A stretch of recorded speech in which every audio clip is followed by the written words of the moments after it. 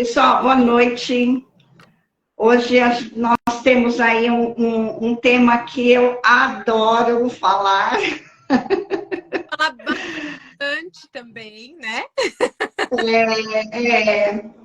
E que ele é um tema corriqueiro para quem é da área da saúde, que a gente, é uma ferramenta que a gente utiliza diariamente para quem está em atendimento, para quem está avaliando, para quem está clinicando, e é uma ferramenta que o profissional de educação física também utiliza, e que tem muitos mitos em relação a esta ferramenta, né? E muitas verdades. E é justamente sobre falar, né? Sobre os mitos e verdades. E as verdades. Essa técnica, né? Que é a verificação de pressão arterial. E para a gente poder começar a falar sobre isso, primeira coisa é saber o que é a pressão arterial. De uma maneira assim bastante simples, né? A pressão arterial, ela é gerada no nosso corpo pelo órgão que é chamado coração, que é um órgão muscular. Então, o coração é o responsável por gerar a pressão arterial. E assim, o coração é um órgão complexo, que é dividido em câmaras, e que essas câmaras, elas têm funções diferentes. Então, quando eu falo de coração e pressão, a gente se refere especificamente ao ventrículo esquerdo, que é a bomba propulsora do sangue arterial, que é do ventrículo esquerdo. Vamos começar por quantos ventrículos, né? Quantas casinhas tem o coração? Tá. Então, o coração, basicamente, ele se divide em lado direito e esquerdo. É um órgão só, mas se divide em dois lados. Nesses dois lados, o lado direito, eu tenho na parte superior o átrio direito, ventrículo direito, átrio esquerdo, ventrículo esquerdo. Então, são 4 lugares. O coração está dividido em 4 câmaras. Isso, 4 câmaras. Todas elas trabalham com sangue. O lado direito trabalha com sangue venoso, o lado esquerdo com sangue arterial, né? E é um órgão fantástico, gente. Eu sou, né, adoro falar de coração, adoro falar de sistema cardiovascular. E quando a gente fala, então, de pressão, a gente se refere ao ventrículo esquerdo. Certo. Porque o sangue vai chegar ao ventrículo esquerdo, o sangue arterial, e é dele que vai sair para a grande artéria, que é a aorta. E a partir da aorta, esse sangue é distribuído sistemicamente através das artérias, que vão se ramificando ao longo do percurso. Tá? Então, de uma maneira bastante simplista. Daí vai para o corpo todo, se espalha no corpo inteiro. Todo. Então, quem é realmente, de fato, quem gera a pressão, na verdade, se a gente for pensar mais a fundo, não é o ventrículo esquerdo, é a força que ele exerce, vai fazer com que esse sangue seja ejetado num tubo, que é a aorta, e a força que esse sangue faz nesta parede é o que gera a pressão. Certo. Né? Então, quando nós utilizamos um método para verificar esta pressão, nós estamos buscando saber o que está acontecendo no coração e o que está acontecendo nessas artérias que vão se ramificando. Porque é uma técnica muito simples, mas que nos dá a base de como o sistema cardiovascular está funcionando naquele momento. Se ele está bem, se ele não está, se ele está sinalizando que alguma coisa não está funcionando bem, né? Então, a pressão ela é gerada pela passagem do sangue através desta artéria e que essa pressão que é exercida do sangue nesta artéria vai se repercutir pelas artérias que vão se ramificando. Tanto que quando a gente utiliza a técnica, a gente utiliza mais comum no braço e fazemos a verificação da pressão na artéria radial, na fossa cubital, que é aqui o furinho, né? Vocês, aqui ó, onde tem, tá frio, né, gente? Não, tá. Aqui onde tem. Não vou mostrar nada. Bem, então, a pressão, ela é determinada por esse sistema, pelo coração e pela passagem propriamente dita do sangue pelas artérias. Perfeito.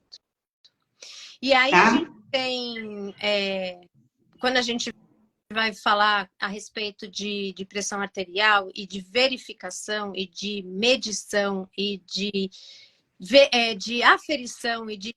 Qual é a nomenclatura correta nesse caso? Ah, e outra coisa. Bem, dentro da área da saúde, e eu gosto muito de falar isso com uma convicção muito grande, porque os profissionais, eles às vezes utilizam algumas nomenclaturas e eles acreditam, né, exatamente naquilo que é passado, porque eles têm um estudo sobre isso, e que às vezes acaba corrigindo outros profissionais, que não é ruim, tá? De forma nenhuma.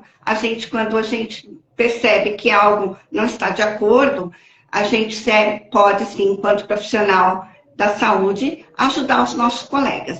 Mas essa questão da palavra que se usa na hora da técnica, você vai verificar a pressão, você vai medir a pressão, você vai aferir a pressão. Gente, está tudo correto. Você pode aferir, você pode verificar e você pode sim medir a pressão. Por quê? Vai lá no Google e coloca significado da palavra aferição. Vai aparecer lá, medir. Significado da palavra verificação.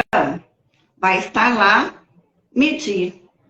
Então, medir está correto. Mesmo porque, quando a gente utiliza essa técnica, nós utilizamos uma unidade de medida, Exato. que é milímetros de mercúrio. Se nós estamos utilizando uma técnica que tem uma unidade de medida, nós estamos sim medindo. Aferindo, verificando. Te convenci? Totalmente, todos são sinônimos. Tá tudo na mesma linha. Exatamente. E se alguém ainda tem alguma dúvida, nós temos um médico renomado, um cardiologista, que ele tem como o tema, não é o tema, a capa do livro dele, né? O título do livro dele é Medida da Pressão Arterial. Ele chama Décio Mignon. Ele não faria um título desta forma se essa forma não fosse a forma correta também de se pronunciar, de se falar, né? Isso. Mas por que não corrigiram ele, né, na hora de publicar? E olha que o livro dele já está em não sei quantas edições. O jabazinho, né, o Décio Mignon é o pai do Marcos Mignon. Olha! Apresentador de Globo. Nem tinha desconfiado desse sobre... Exatamente, é o pai do Mignon lá da Globo. Bem, então, voltando à nossa técnica, nós podemos medir a pressão arterial. E aí, quando nós medimos a pressão arterial, o que nós estamos medindo? Pressão. Fato. Né? E a pressão é uma das bases da física. Então, eu até peguei aqui, ó, um pincel, né? Então, pressão é igual. Você lembra qual é a fórmula da física que determina a pressão? É igual a força sobre área. Ó, pressão é igual a força sobre área. Por que é importante a gente entender isso? Ah, e aqui mais uma observação. A nossa intenção, na verdade, né, Cida, a gente propor essas conversas, esses bate-papos, é para a gente trazer a informação, não simplesmente por si só, mas o porquê que ela é assim. Exato. Então, quando a gente fala de pressão, a gente precisa entender qual é o mecanismo, qual é a forma que vai determinar esta pressão. E a gente está falando de um instrumento que é usado na clínica. Sim. Para verificação de uma característica fisiológica, que é a pressão arterial. Exato. Mas muitas coisas que acontecem fisiologicamente é baseado na física, na química. Uhum. E a pressão, ela é determinada por uma lei da física, aonde pressão é igual a força sobre área. Se a gente não esquecer mais disso, a gente vai conseguir entender várias coisas que acontecem no nosso dia a dia na hora de utilização da técnica. Bem, todo mundo, se não sabe usar, já passou pela experiência de ter a sua pressão verificada, medida, aferida, né? Em algum momento e na hora isso aconteceu. Isso. E olha, quando a gente vai usar a técnica, nós temos um aparelho, primeira parte dele, que é aqui, olha, uma abraçadeira, um reloginho aneroide, uma perinha que a gente insufla, e aqui dentro, gente, vocês podem falar, mas isso eu já sei. Presta atenção, pega o caderninho aí e anota. Isso tudo aqui, ó, é uma abraçadeira. Mas as pessoas chamam isso de manguito. Isso é uma abraçadeira. O manguito tá aqui dentro. A abraçadeira é o que vai abraçar, né? É o que vai abraçar. O manguito é como se fosse uma almofada, que é o que vai insuflar quando a gente aperta aqui. E quem vai exercer a pressão no braço é o manguito, não é a abraçadeira, tá? Por que é importante a gente entender isso? Porque existe o posicionamento desta abraçadeira no braço. Por exemplo, dá para ver que tem uma setinha aqui? Tá bem pequeno, mas dá para ver, Tá? Vou mostrar aqui para outra câmera também, né? Ó, tem aqui uma seta. Esta seta, ela está aí porque você tem que ter um posicionamento correto. Ela não tá aí à toa, né? Ela não está. Ela fica bonitinha, né? Que é justamente para estar apontando para a artéria. Porque como isso aqui é uma almofada, gente, pensa numa almofadinha. A professora aqui. Ó. Tá vendo que tem uma almofada? Põe mais pro ladinho, pro outro lado. Aí, boa. Ó. Aonde eu tenho maior força dessa almofada é justamente aqui, ó, no meio. E é onde está a seta. Exato. Então, a seta, ela tem que estar justamente na direção aonde a artéria está passando, que é onde eu vou exercer maior força. Entenderam? Sim. Então, e tudo isso vem por quê? Porque pressão é igual a força sobre área. Então, é a força que eu vou exercer sobre a área que é o braço. E isso tudo, gente, é muito importante, porque essa medida que nós fazemos é uma medida clínica que pode corresponder ou não ao funcionamento do sistema cardiovascular. Sim. Tanto para uma hipertensão, como para uma hipotensão. Uma pressão mais baixa ou uma pressão mais alta. Exato. E aí, já falando a respeito disso, dessa medição, a Denilce colocou algo que é bem pertinente, né? Se tem diferença no braço, o braço de medida. E já pegando esse gancho também, eu queria saber se também a circunferência do braço também também tem alguma diferença, se a gente precisa fazer algum ajuste, porque, por exemplo, meu braço é fino, né? Meu braço tem 26 centímetros, mas tem gente que tem um braço mais largo, né? Então, tem diferença nisso? Ou interfere a braçadeira, interfere o manguito? Como que funciona? Então, interfere. Então, a primeira coisa também que nós temos que ter o cuidado, medir a circunferência do braço. Porque este manguito aqui, ele foi feito para um padrão da medida de 18 a 36 centímetros, que há um estudo que foi feito, que descobriu que a maior parte da população tem essa circunferência, está entre 18 e 36 centímetros. Então eu estou bem, né? Porque eu estou aí nessa medida. Mas nem todo mundo está aí. Exato. E tem um outro fator. Será que o meu lado direito é igual ao meu lado esquerdo? Então, vamos lá, um mito. A medida da pressão arterial tem que ser feita do lado esquerdo, porque é o lado do coração, que nem é o lado que o ventrículo esquerdo está, o coração está no meio. Mas, não. A medida, a aferição da pressão arterial pode ser feito qualquer um dos braços.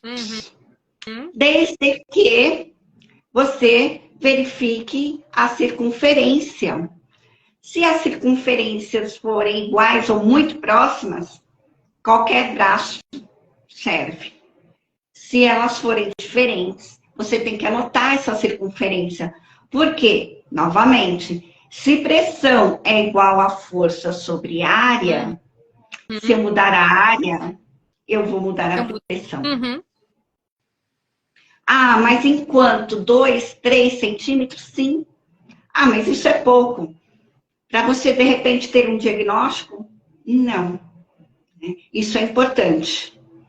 Então, a princípio... Anotar. Sempre eu preciso ter isso anotado. Se for muito diferente, aí eu vou ter alguma coisa para compensar isso, para poder saber como verificar direitinho, para saber como que ela vai... Qual é a real pressão, certo? Exato. Então, assim, eu posso e devo verificar dos dois lados, mas eu tenho que me preocupar com a circunferência, se elas forem próximas, perfeito. Normalmente, nós somos simétricos, né? Nós temos os dois lados iguais ou muito próximos. Agora, pode acontecer de terem diferenças. Então, a gente precisa saber disso. Agora, você também me perguntou sobre as pessoas que têm um braço muito fino, que você deu até o seu exemplo, ou uma pessoa que tem um braço mais espesso, mais musculoso, e até por conta da educação física, quem trabalha com hipertrofia, ou até mesmo por conta de uma obesidade. Sim. Aí novamente, eu vou lembrar, pressão é igual a força sobre área. Se a minha área mudar, a minha pressão muda. Então, nós temos que ter muito cuidado em relação a isso. Aí a gente ouve assim, Tânia, então quer dizer que eu vou ter que comprar uma mala de rodinha e comprar um monte de braçadeiras e manguitos para carregar, e cada vez que eu for verificar a pressão de alguém, eu vou ter que usar um manguito diferente? E não é isso? Calma. Não é isso. Não é isso? Não. Na verdade, assim, esse seria, né, um sonho, mas não é. Nós temos um manguito padrão. E aí é que faz a diferença do saber fazer e por que está fazendo. Quando você tem o procedimento correto de verificar a circunferência, você pode usar o manguito padrão. Então, só precisa carregar um na sua bolsinha. E tem uma régua de correção. Por quê? Já se pensando nesta questão, nessa variação, se desenvolveu estudos aonde se criou uma régua de correção. Então, você faz a verificação com um manguito, que é o padrão, certo. E dependendo da circunferência, é importante você medir a circunferência, você vai fazer a correção da pressão sistólica e da pressão diastólica. Os dois fatores têm valores de correção. Tudo nessa... Tá? Olha só. Uma régua só, tudo no mesmo lugar. Tudo no mesmo lugar, no braço, tá? Porque é o membro que é mais utilizado dentro da clínica, dentro da área da saúde. Mas aí eu já te pergunto uma outra coisa. A gente só consegue verificar no braço? Não, não. Até mesmo se a gente tiver alguém amputado, nós vamos ter que verificar em algum outro lugar. Né? Nós podemos verificar no dedo. O dedo pode ser verificado, mas... Vamos pôr o manguito no dedo? Então, tem um manguito apropriado. Tem um manguito apropriado, não é esse, tá? Mas aí tem um outro fator bastante importante. Lembra no comecinho da nossa live que você me perguntou quem é que gera a pressão? Quem é o responsável pela pressão? Sim. É o coração. Sim. Toda vez que eu for verificar a pressão em qualquer parte do meu corpo, para que esse valor seja fidedigno, o membro a ser utilizado para fazer a aferição, ele precisa estar na linha do coração. Então, eu posso estar com o dedinho assim, se eu estiver fazendo a medida da pressão no dedo? Não. O dedo tem que estar na minha linha do coração, porque é onde é o ponto zero. E se não tiver os membros superiores e eu for medir a pressão nos membros inferiores? Esta pessoa precisa estar deitada, porque na hora que você deita, você está na linha do coração, né? Lembrando que se a gente for medir na coxa e eu não tiver... Aí, ó, já ouvi falar, pega uma braçadeira maior para abraçar, porque normalmente a circunferência da coxa é maior do que a do braço. Pega uma braçadeira maior. Tem que ter um manguito maior. Se não tiver um manguito, você vai ver se você vai medir a circunferência e fazer a correção. Só que tem um probleminha. Às vezes a circunferência é tão grande que a braçadeira não fecha. Aí você precisa de uma braçadeira maior. Mas aqui tem braçadeiras maiores de fato. Mas o que realmente importa é o tamanho do manguito. Certo. Ok? Então, a partir do momento que você conhece a área que você está fazendo a medida, a verificação, você consegue fazer a correção tranquilamente. Tá bom? Bem... Aí eu tenho porque assim, né? Eu tenho muitas perguntas hoje para você. Ixi, nós temos histórias aí para chegar até. Aí, também existe 2 métodos, né? Que é o palpatório e o auscultatório. E eu queria que você falasse um pouquinho sobre isso. Bem, o que é um método palpatório? A gente... Aí eu vou fazer uma provocação. Quando você coloca o manguito no braço, o quanto você vai insuflar de pressão para que você tenha certeza, porque o objetivo é você obstruir o fluxo. Na hora que você vai liberando esse fluxo, começa a passar. Esse fluxo, ele passa de maneira turbulenta, as células do sangue passam de maneira desorganizada, que isso acontece também durante o exercício e durante uma hipertensão, independente de você usar manguito. Mas no caso da técnica, o objetivo é esse, obstruir, e na hora que você solta, essas células do sangue que estão desorganizadas vão criar atrito na parede da artéria, e isso promove o som. Tá?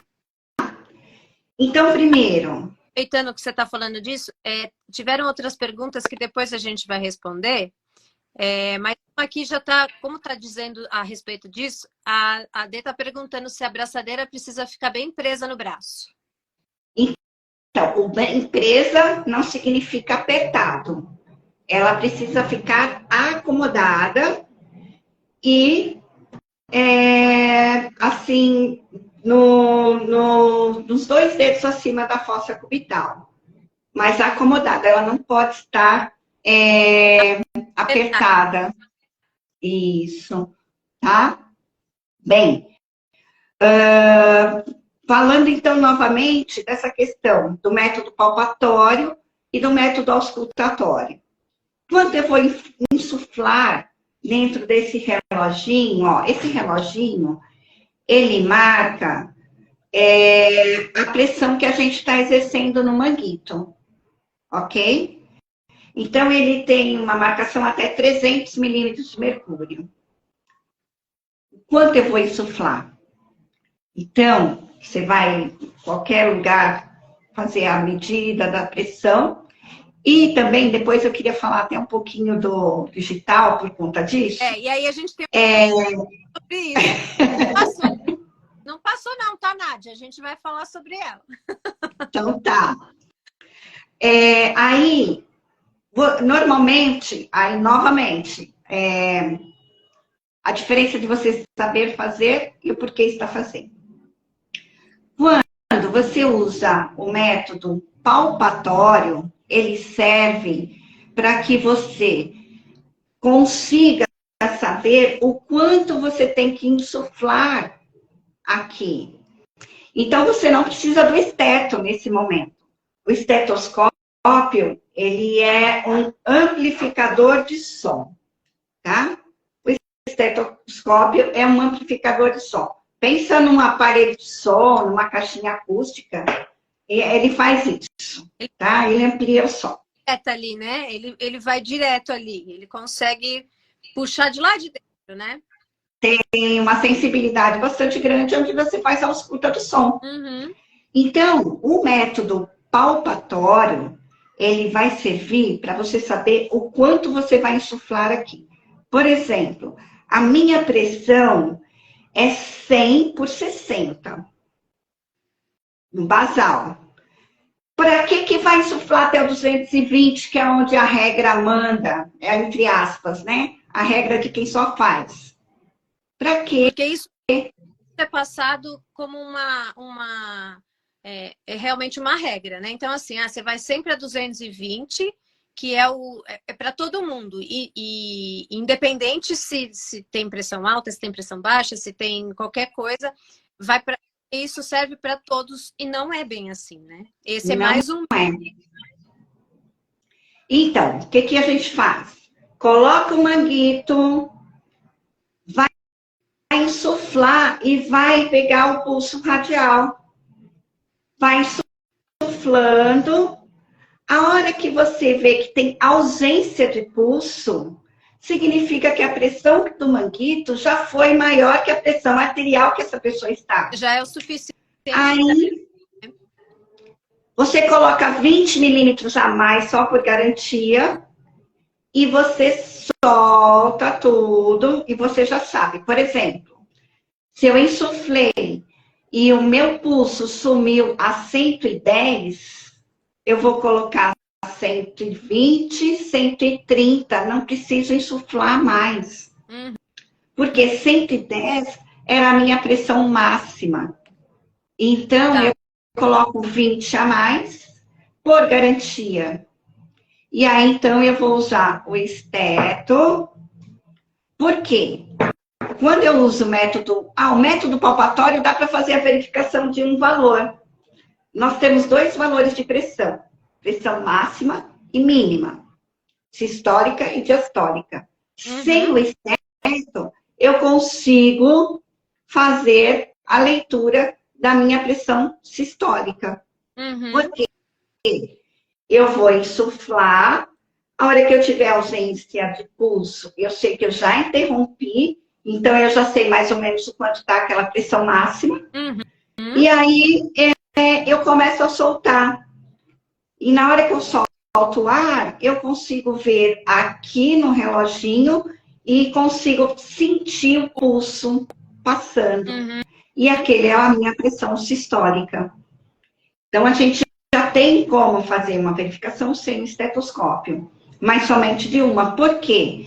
Para fazer a diastólica, eu preciso do som. Então, eu uso o estetoscópio, tá? Eu gostaria de fazer uma observação. Durante o exercício, e como nós somos da educação física, existe o teste de carga máxima, de VO2 máximo, que a gente verifica a pressão. E quem faz o teste ergométrico nos laboratórios também. A pressão arterial ela é verificada durante a corrida. Sim. E durante a corrida, o fluxo ele se torna turbulento porque a pressão aumenta. E nem sempre a gente tem ausência do som. Então, nós temos as mudanças do timbre de som, que eu vou falar um palavrão aqui, sons de Korotchkov, né?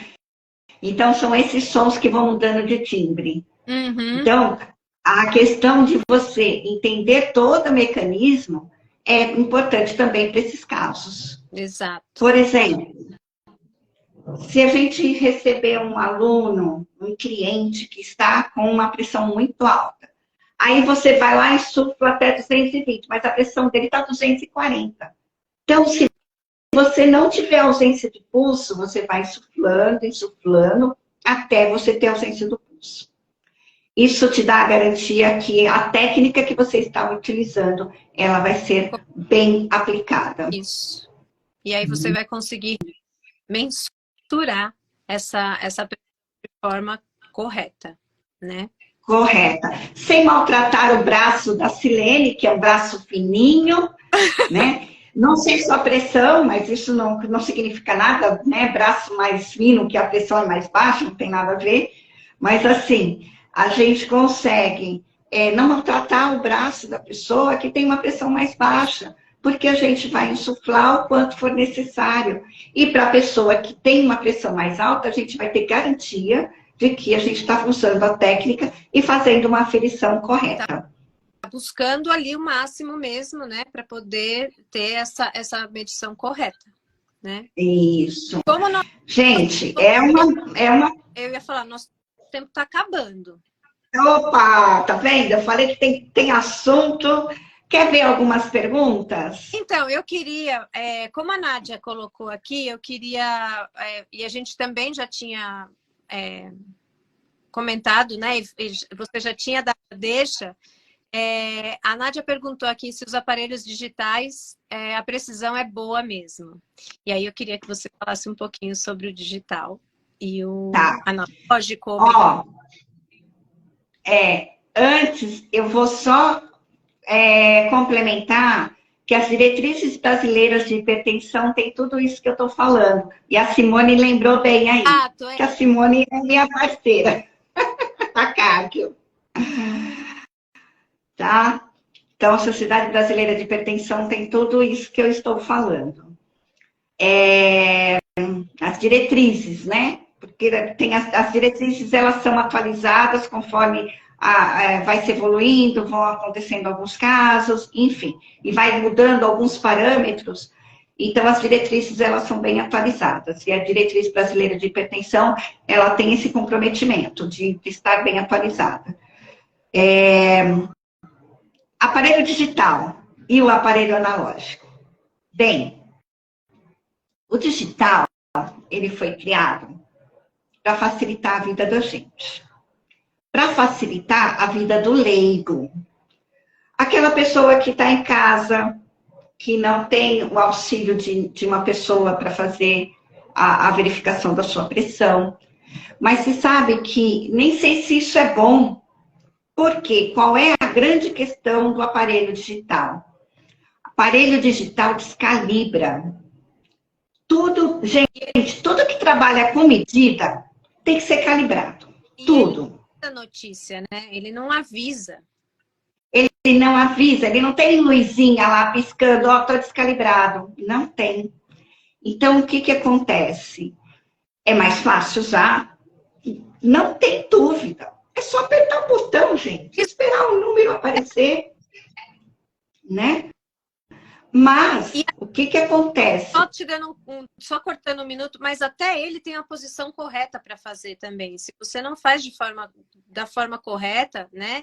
Na posição do coração, enfim, tudo isso, ele também não vai verificar da forma correta, né? Mesmo estando calibrado. Exato. Então, além de você ter que conhecer o posicionamento correto, você tem que saber que esse aparelho descalibra. Este aqui também descalibra. Mas qual é a diferença? Esse a gente vê que está descalibrado.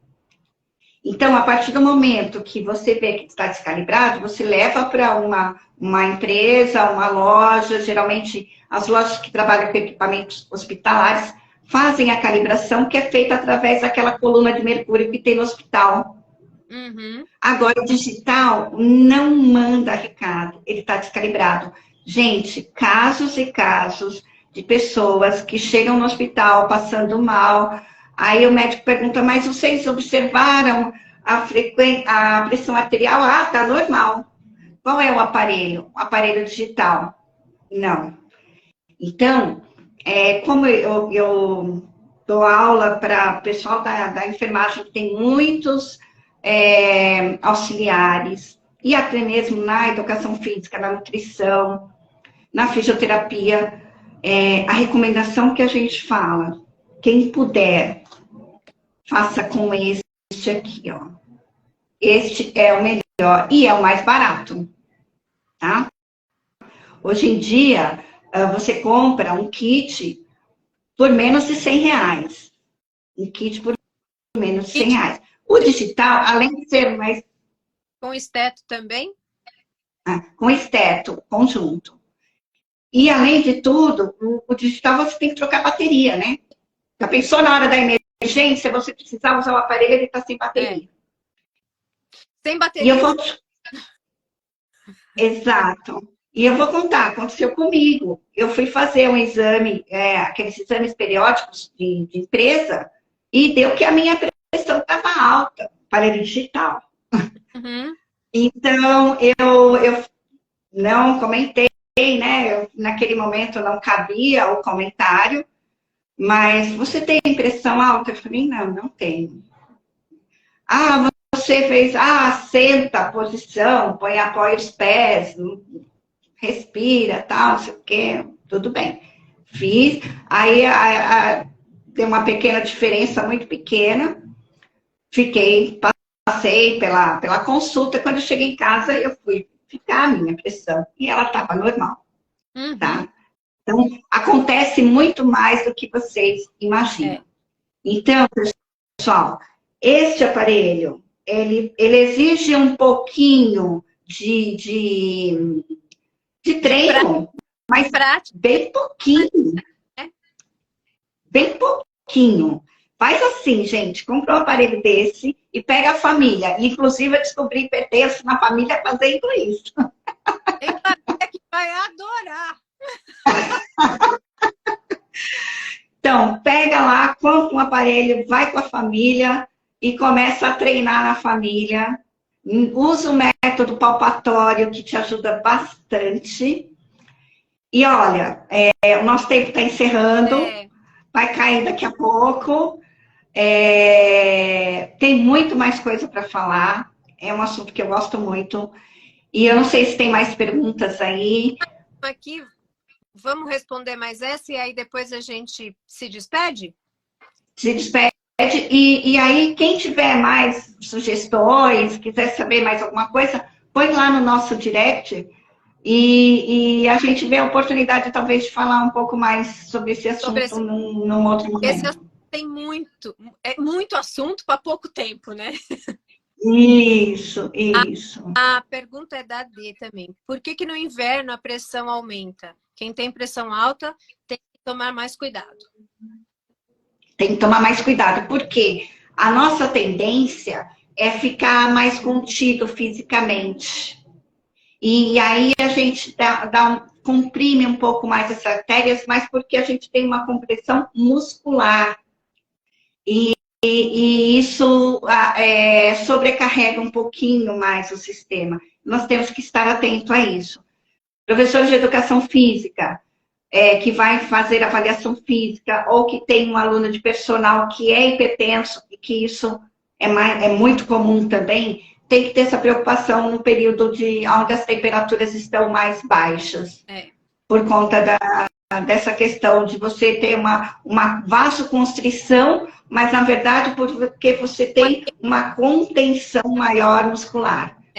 Tanto que se você começa a exercitar, aí aquece e isso fica melhor. E a gente pode perceber isso facilmente, né? Porque se a gente está, principalmente nessa... A gente pode ver isso hoje, por exemplo, né? Que a temperatura está bem baixa, assim, e a gente vai ficando sentado ou sem se mexer muito, e a gente vai contraindo, né? Isso vai fazendo com que haja essa vasoconstrição e também a musculatura vá ficando mais tensa, né? Às vezes fica até dolorida de tão tenso que a gente fica no frio. Né? Olha, quem for trabalhar com avaliação física tem que se adaptar a esse equipamento mais simples, mas que com certeza é o melhor, porque ele te dá condições de você verificar a pressão em momentos de exercício, de repouso, sem muitas dificuldades, né? De uma maneira mais simples. E para o pessoal da saúde nem se fala, né? Verdade. Da saúde que eu digo, extra-educação física, exato. Então deixa eu dar um recado. Se tem algum profissional da saúde que não é professor de educação física e usa o aparelho digital, faça a calibração. E a calibração, ela não está associada com, daqui a 6 meses eu comprei isso daqui a 6 meses, não é que nem óleo de carro, que vai, eu vou trocar no quilômetro 70. Não, pelo que você roda, né? Ou seja, se você... Oi, falhou. Pelo uso, pelo uso. Pelo uso. Então, as clínicas, por exemplo, têm que fazer a aferição, a calibração muito mais vezes, porque a frequência de uso é muito maior. Independente se você está usando o aparelho há 6 meses, se foi calibrado há 6 meses, há 2 meses, o que vai determinar é o tempo, a quantidade de vezes que você usa o aparelho. É o uso e não o tempo, né? Exato. Tá? Então, acho que é isso. Acho que a gente conseguiu responder todo mundo. Falamos um pouquinho de cada coisa. Esse assunto tem muito conteúdo, tem muita coisa para ser falada. Tanto que a gente deixou para uma live só, mas uma live só é pouca. Volta ainda com esse assunto numa outra live para poder... Se o pessoal mandar pergunta no direct, alguma coisa, quem sabe a gente não volta com esse assunto numa próxima live aí. Depende do pessoal, né? Se o pessoal vier... Ok. É um assunto que eu gosto. Certo? E tem muito conteúdo. Tem muito conteúdo, tem muita coisa para falar sobre isso. Eu queria agradecer você por todo esse conhecimento compartilhado com a gente. Queria agradecer a todo mundo que está aí com a gente até agora, acompanhando. Queria que vocês dessem as suas considerações finais. Nossa! Bem, eu estou aqui para contribuir. A gente fala que o conhecimento ele não é para a gente, ele é para ser passado. Quando a gente ensina, a gente aprende mais e mais e mais. E pessoal, perguntem aí, pode mandar perguntas, que é um assunto, como eu falei, que eu gosto muito.